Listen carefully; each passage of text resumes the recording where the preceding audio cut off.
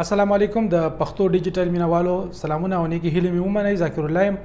تاسو سره په دغه ویډیو کې یو دوه مهم معلومات شریکوم.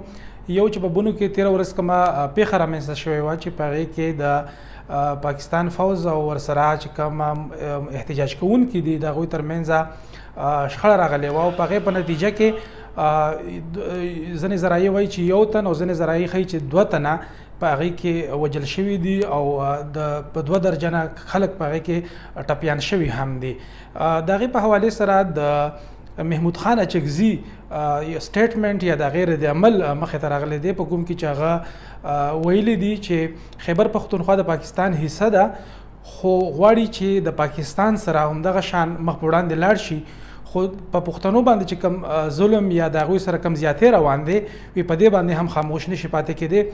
دغه ویډیو تاسو کتلی شئ. د هغې نه بعد تاسو سره یو بل خبر شریکوم، په هغې باندې به هم خبره کوو.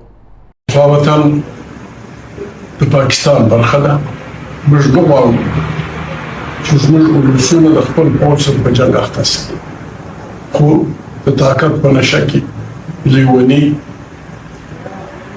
په غلطه طریقه منتخب شوي د زور او زر په زور راغلي حکمرانان پر ځای د دې چې د زړو غلطیو اصلاح وکړي نور پر مخ روان دي. دا خبره نور کږې او بربادۍ ته بیایي.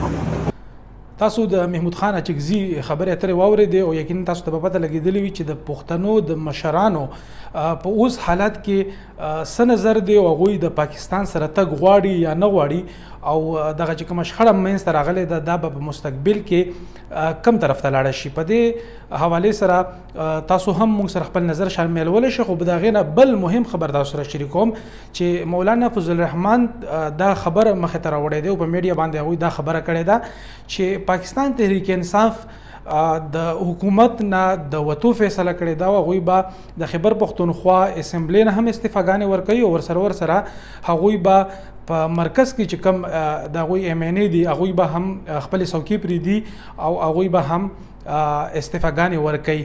نو چې هغه استعفاګانې ورکړي د صوبایي حکومت نه ورسره چې کوم مرکزي حکومت دی یا وفاق دی د هغې نه دوی استعفاګانې ورکړي نو یقینا د حکومت دپاره ډېر زیات مشکل جوړېدی شي او بیا چې کوم دی د الیکشن مرحلې زما په خیال باندې خپل نظر زما دغه دی چې دغه استعفاګانې صرف د باو جوړولو دپاره د هغوی دا خبره کړې ده یا د مولانا فضل الرحمن اعتماد بحالولو دپاره هغوی دغه خبره کړې ده. څو ورځې کې به دا هم پته ولګي چې دې خبرې نه د PTI مشران په دې حوالې سره څه وایي، د هغوی څه بیان دی په دې حوالې سره هغه به هم منځته راځي او ورسره مولانا فضل الرحمن به په PTI چې کوم مشران دي په هغوی باندې به ادبار وکړي او که نه دا خو به وخت ثابت دی. په دغه ویډیو کې هم دومره. خپل ملګري ذاکر الله اجازت ورکوي چېرته هم یې ښاد اوسئ. د الله په امان.